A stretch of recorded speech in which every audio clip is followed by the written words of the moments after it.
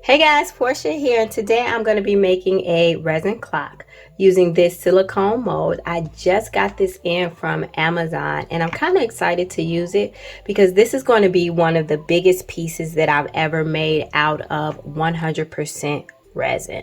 So what we're going to do first is use these mica powders to go ahead and color in the mold. Don't know if I'm going to use all 10 of my powders, but we'll see as I go along. From there, we'll go ahead and mix up a batch of resin, pour it in, let it set, and demold together. But for now, let's go ahead and get started with our powders. All right, guys, so I went on ahead and picked out my color palette. I guess you can say jewel tone, I guess, if you want to put a name to it.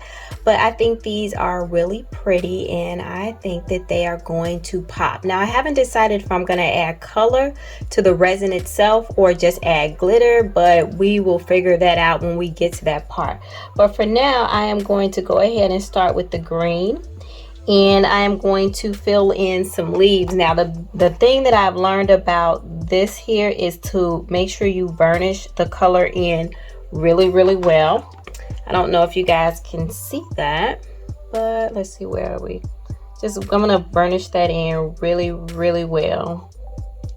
Don't skimp, just move on to the next one and just don't be shy with it because this is going to be adding color to this particular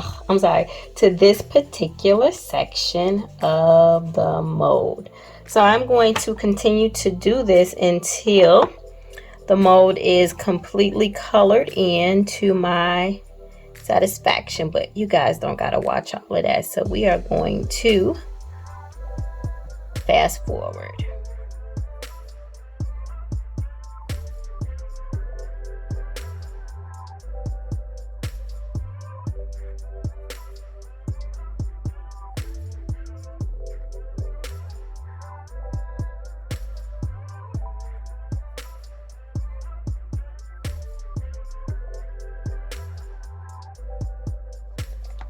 Alright guys, so I have all of our little nooks and crannies filled with color. I had fun. I just went for it. I even added in a little bit of the orange that wasn't a part of my original color palette, but I am so far loving the effect that the mica powders are creating. Now it's time to prepare the resin. Okay guys, so I have mixed up about 7.5 ounces of resin. Into it I added some glitter, so some chunky glitter as well as fine glitter and a tidbit of black oxide for some pigment. So I didn't want to go black, but I did want it to have just a little bit of depth, which is why I added the oxide. So we are blinging and sparkling here, and I am ready to pour.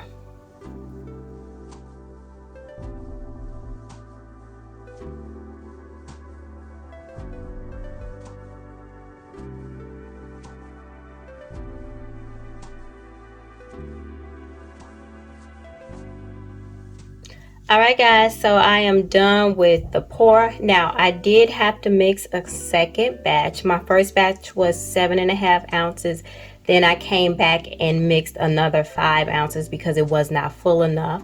So altogether, I probably used, let's see, about 11.5 ounces altogether. So that is a lot, but I think it's going to be worth it. So I'm going to let this sit overnight and we'll demold together, and we're either going to have a nice pearlescent wall clock or a big black blob. Hopefully it's not the latter. All right guys, we are solid and it is time. So I am so excited about this. I can tell some of the mica, you know, kind of, I don't know if you guys can see that, came forth or rose to the top. And so yeah, let's just go ahead and see what we got. So this mold is like so intricate that it's in here like really good.